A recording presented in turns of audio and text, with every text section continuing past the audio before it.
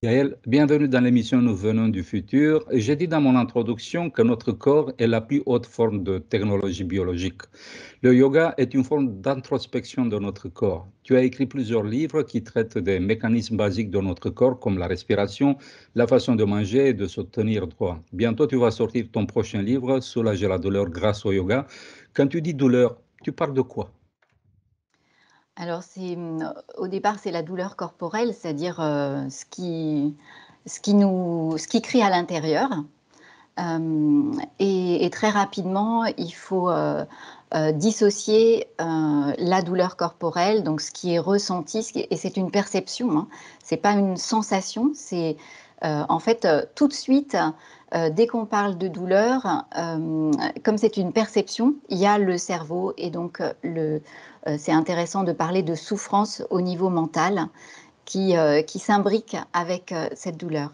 Et voilà, donc je parle de souffrance et de douleur et c'est intéressant de dissocier les 2 même s'ils sont complètement imbriqués parce que ça va permettre de jouer sur la douleur par, le cerveau, avec le cerveau et donc d'apaiser, toutes les souffrances mentales pour venir apaiser les douleurs.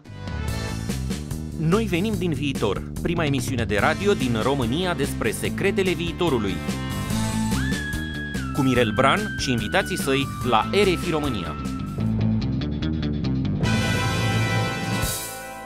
Est-ce qu'on peut dire que la douleur qu'on ressent dans le corps est une projection en quelque sorte de cette souffrance mentale? C'est le ressenti du corps qui nous dit qu'il y a un problème là-haut, quoi.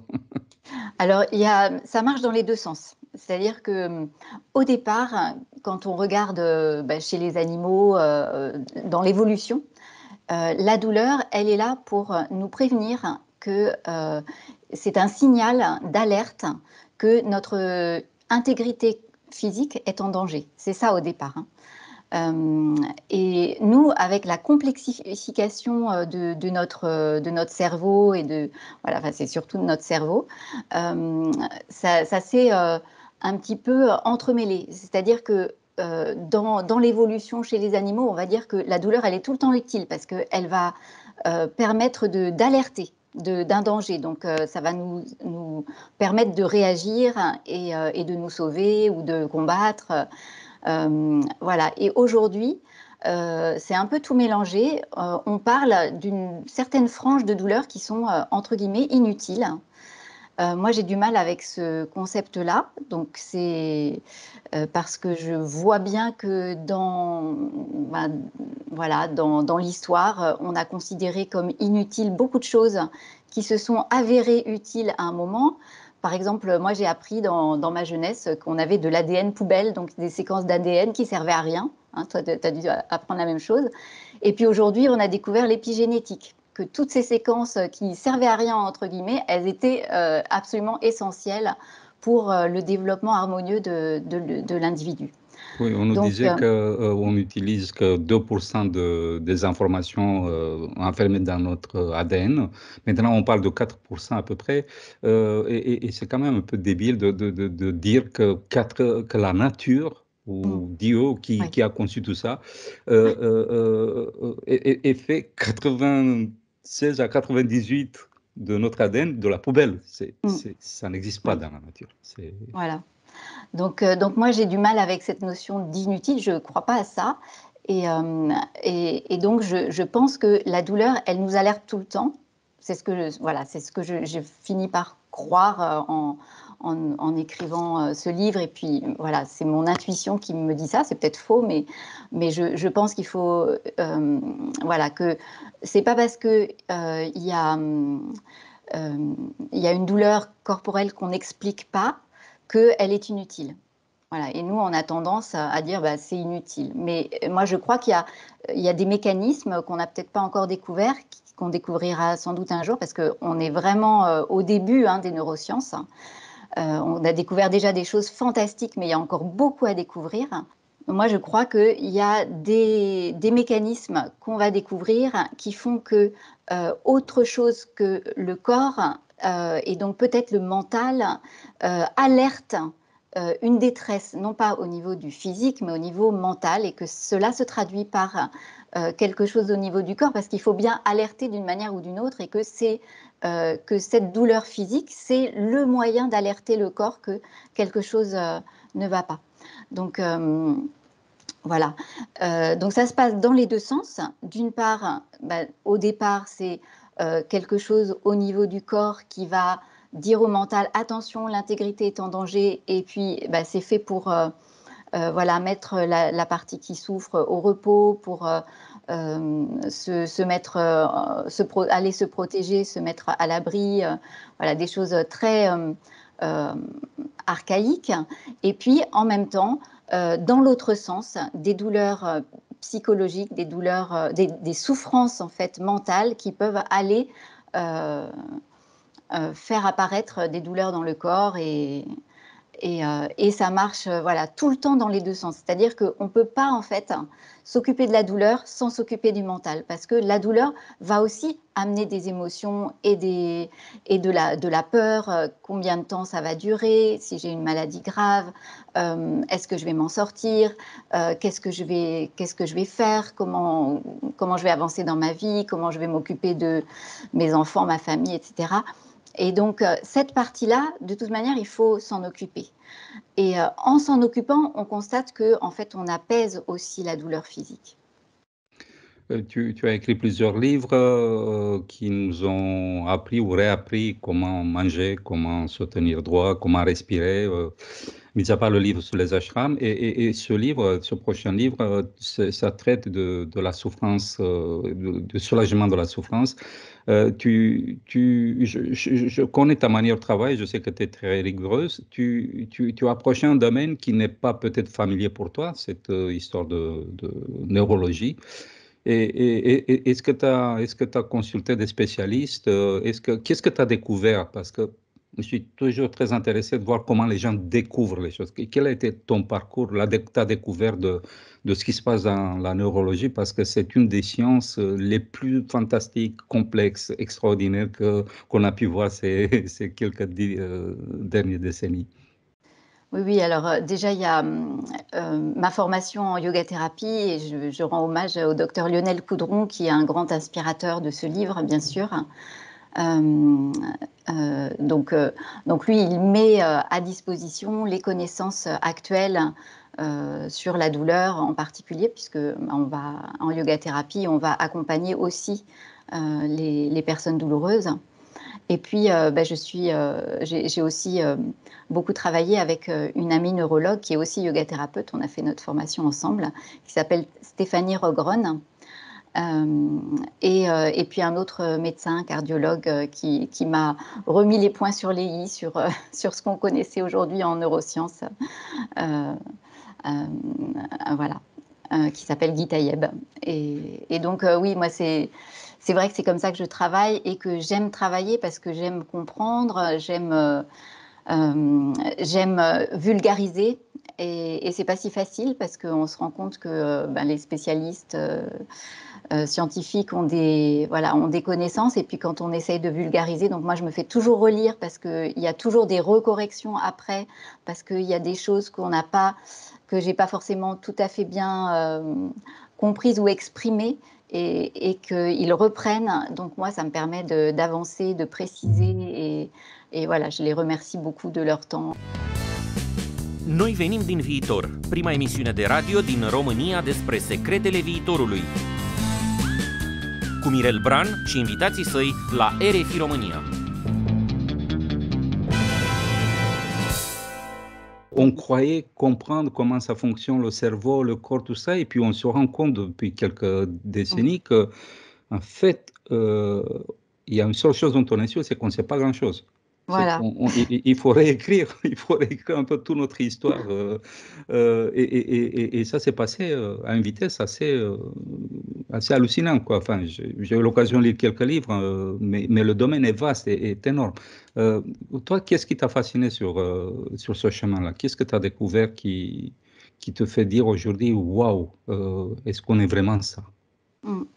C'est ce basculement il n'y a pas si longtemps où quand un médecin ne comprenait pas pourquoi son patient avait mal, il lui disait c'est dans la tête. Et aujourd'hui, où on sait que c'est dans la tête, mais quand le médecin disait c'est dans votre tête, c'était il n'y croyait pas à la douleur du patient parce qu'il ne savait pas l'expliquer et donc il remettait en cause, en tout cas en France, hein, c'était comme ça souvent, il remettait en cause la douleur du patient et puis le renvoyait chez lui, ah, je peux rien pour vous, c'est dans la tête. Et aujourd'hui, on a compris que c'était dans la tête et qu'on pouvait faire quelque chose. Et que c'était bien réel déjà, qu'on respecte la douleur maintenant. Quand quelqu'un dit qu'il a mal, il n'est plus question, en tout cas chez les médecins bien formés, il n'est plus question de s'entendre dire la même chose qu'autrefois, enfin qu'avant, qu'il n'y a pas si longtemps, hein, c'est quelques décennies, on parle de quelques décennies, et que oui, avec le travail du yoga qui a vraiment... tout le yoga, il est basé sur sortir de la souffrance. Donc, on est vraiment en plein dans l'objectif du yoga. Voilà. Et après, moi, ce qui m'a... Donc ça, déjà, c'est un changement de paradigme total. C'est-à-dire, oui, votre douleur, elle est bien réelle, mais c'est dans la tête. Et du coup, on peut faire plein de choses. Donc ça, c'est une grosse porte qui s'ouvre. C'est un boulevard qui s'ouvre. Hein. Et on en a, je dirais qu'on en a des preuves, en fait, on le sait vaguement parce qu'on connaît maintenant l'effet placebo. C'est aussi un effet du mental sur le corps. Voilà, des gens qui guérissent alors que voilà, ils sont opérés, on leur fait une fausse opération et ils sont guéris. Enfin, c'est un truc de dingue, quoi. Tout à fait, tout à fait. Il y a le fait de... Voilà, déjà, il y a un certain nombre de personnes, déjà, au moment où ils arrivent à prendre leur téléphone, à avoir un rendez-vous chez le médecin, ça va mieux. Ça aussi, c'est complètement, c'est l'effet mental 100%. Il y a, voilà, vous arrêtez, on regarde un film captivant, tout à coup, on se rend compte après que pendant tout le film, on n'a pas ressenti de douleur. Donc, on le sait déjà, l'importance du mental. Mais peut-être ce que je peux raconter, c'est ce qui m'a le plus convaincue et fascinée et qui m'a beaucoup aidée dans l'écriture de ce livre, c'est le suivi en yoga-thérapie d'élèves, c'est-à-dire mon expérience de yoga-thérapeute avec certaines élèves qui venaient me voir pour la douleur et dont une... voilà, il y en a deux qui m'ont vraiment... fait comprendre des choses et fait comprendre que oui, c'est vrai, le mental a une importance capitale, les émotions aussi, c'est aussi lié au mental et au corps, hein, c'est entre les deux, mais une en particulier qui avait des douleurs à 10 sur 10, hein, sur une échelle de 0 à 10, elle était vraiment au maximum, et petit à petit, avec le travail de la yoga-thérapie, on est descendu entre 0 et 2 avec une douleur qui était, et voilà, c'est arrivé par, voilà, on a réglé des choses au niveau mental. Et avec une pratique de yoga, pratique de respiration, pratique de détente. Et il restait, au bout de cette yoga-thérapie, il lui restait donc une petite douleur entre 0 et 2, qui n'était pas toujours là, et qui était très localisée, alors qu'avant, c'était vraiment, il y en avait un peu partout. Et en fait, le jour où elle est allée faire des analyses, elle a découvert une tumeur qui expliquait que c'était en fait une douleur mécanique, quelque chose qui pressait sur... voilà, une tumeur qui, par sa taille, une grosse tumeur qui, par sa taille, pressait et occasionnait des douleurs. Et là, effectivement, on ne peut plus rien... Enfin, il faut opérer, il faut faire autrement. Mais que, finalement... ça a été une expérience incroyable où il était évident que avec la yoga-thérapie, en travaillant avec le yoga et le mental, on arrivait à régler tout ce qui était mental et qu'il ne restait plus que le mécanique. Noi venim din viitor, prima emisiune de radio din România despre secretele viitorului. Cu Mirel Bran și invitații săi la RFI România. Ton prochain livre n'est pas encore sorti, il va sortir bientôt. Tu nous diras plus de détails là-dessus. Mais j'aimerais, si c'est possible, de nous découvrir un peu ce qu'on va trouver dans ce livre. Qu'est-ce que tu nous proposes dans ce livre qui suppose nous aider à soulager notre souffrance? Donc le cœur de ce livre, c'est, je dirais, c'est les 5 rendez-vous avec soi-même. Quand on souffre, il faut prendre du temps pour soi. Et je crois que c'est vraiment indispensable. Vous ne pouvez pas juste vous en remettre à un médecin qui va tout régler pour vous, comme si vous alliez chez le garagiste avec votre voiture et que vous allez récupérer votre voiture réparée. Ça vous concerne. La douleur concerne la personne qui souffre. Et ça, si on reprend pas ça, on ne peut pas avancer. Et donc, on a soi-même un travail à faire. C'est un travail en commun avec le médecin ou avec les médecins, s'il y en a plusieurs. Ça n'enlève pas du tout, donc ce que je propose n'enlève pas du tout justement un travail en parallèle avec la médecine classique ou avec des médecines alternatives. Voilà, c'est en parallèle et ça accompagne. Oui, c'est donc 5 rendez-vous où vous allez prendre soin de vous. Donc le premier, c'est déjà au réveil. Préparer sa journée avec se mettre en condition pour passer la meilleure journée possible et pas simplement voilà, se réveiller dans l'inconscience et dans la routine, mais prendre un temps de... Ça peut être voilà, une petite pratique, ce n'est pas des moments qui prennent beaucoup de temps, mais c'est des petits moments clés comme des petites étincelles pour se relier à soi en profondeur, dans l'intériorité, ou à Dieu si on est croyant. Mais voilà, et c'est ces petits moments qui vont, en rythmant la journée, donner, apporter le soulagement de la douleur. Donc, voilà, au réveil, une petite pratique posturale adaptée, parce que le corps a besoin de bouger, et on va donc adapter, très important, ne pas aller vers plus de douleur, mais tenir compte.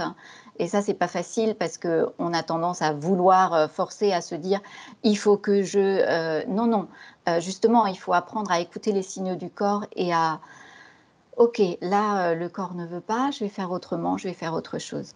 Donc, c'est peut-être à encadrer avec un enseignant de yoga. Il y a des petites pauses dans la journée, toutes petites. Donc, je propose plusieurs pratiques différentes qui vont permettre de faire une pause entre deux activités, voilà, au lieu d'aller, par exemple, à la machine à café, on fait au contraire une petite respiration ou une petite pratique. Il y a une pause allongée. Donc ça, c'est impératif. Quand il y a de la douleur, je crois que prendre un moment pour s'allonger dans la journée, c'est important parce qu'on met la colonne en décharge et que c'est la seule position où on va pouvoir détendre tout le corps. Et donc, il y a toute une partie sur la position antalgique. Comment trouver une position où il n'y a pas de douleur. Voilà. Et après, rester dans cette position pour faire, par exemple, une relaxation, une détente, une méditation guidée, un yoga nidra, un body scan. Enfin, voilà, il y a beaucoup de body scan en autocompassion, par exemple. Il y a plusieurs... voilà, je propose plusieurs possibilités, mais pour moi, c'est vraiment central. Beaucoup de personnes qui souffrent n'acceptent pas l'idée de prendre une pause pour elles dans la journée. Et c'est en fait... elles forcent sur voilà, sur leurs possibilités et en fait, elles aggravent le problème. Et puis enfin, donc la pratique de la respiration, pour moi, elle est centrale. C'est peut-être la première chose à faire. Et je la place, là, je la dis en dernier, mais parce que je la propose, s'il faut faire qu'une fois, pour moi, c'est avant le coucher. Parce que la nuit, le sommeil est crucial pour la récupération. Et donc, il faut préparer sa nuit. C'est encore plus important que préparer le jour. Donc, préparer la nuit avec des exercices de respiration. Donc, il y a des propositions, aussi bien pour le postural que pour la respiration. Il y a des petites séances qui sont proposées dans le livre. Et voilà, c'est... Après, des respirations, on peut en refaire dans la journée et ce serait très bien. Mais si on essaye de faire le minimum, voilà, c'est ces 5 petits moments, c'est le minimum pour s'aider à soulager la douleur. Noi venim din viitor, prima emisiune de radio din România despre secretele viitorului. Cu Mirel Bran și invitații săi la RFI România.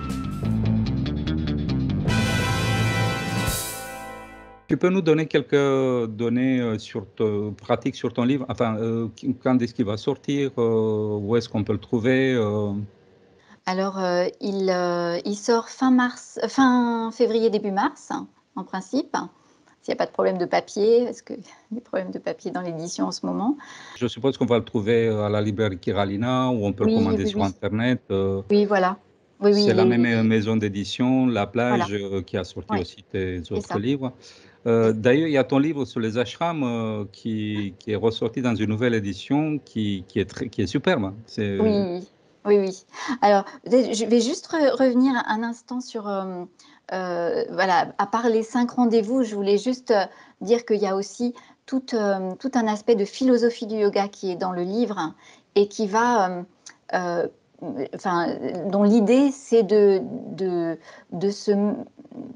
se mettre en application, donc grâce aux pratiques, mais qu'il faut comprendre aussi vers où on va au niveau de pensée positive, un autre regard sur la douleur et la souffrance.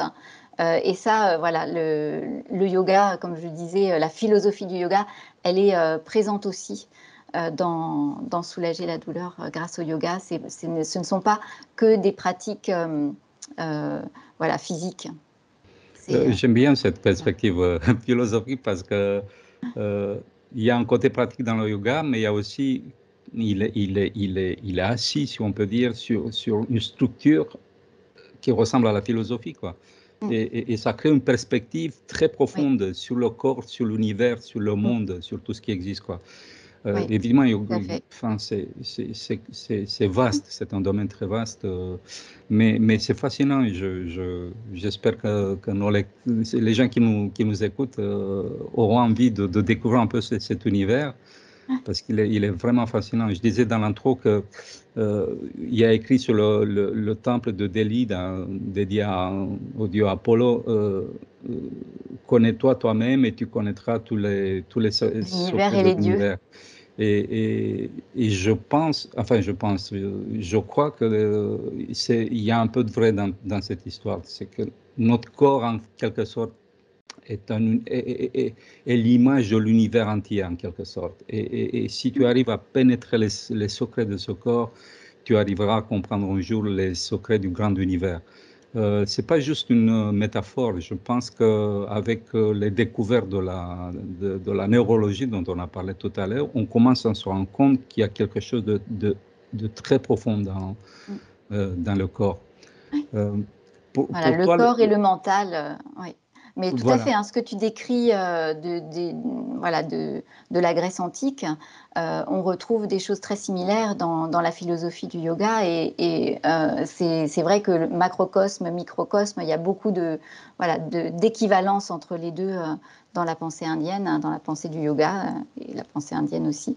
Et pour moi, le yoga, ça m'a apporté une vision du monde large et cohérente, surtout la cohérence. Qui m'a beaucoup inspirée. On est arrivé à la fin de l'émission. Je vais reposer la même question que je pose à la fin de l'émission, puisqu'on parle de technologie dans cette émission. Je dis dans mon intro que le corps est la plus complexe forme de technologie biologique, mais on parle aussi d'autres formes de technologie, comme l'intelligence artificielle et autres. Et je voulais demander si tu avais un robot qui ferait tout à ta place et tu avais tout le temps du monde pour toi, tu ferais quoi? Je ferais la même chose que ce que je fais maintenant. Super. Noi venim din viitor, prima emisiune de radio din România despre secretele viitorului. Cu Mirel Bran și invitații săi la RFI România.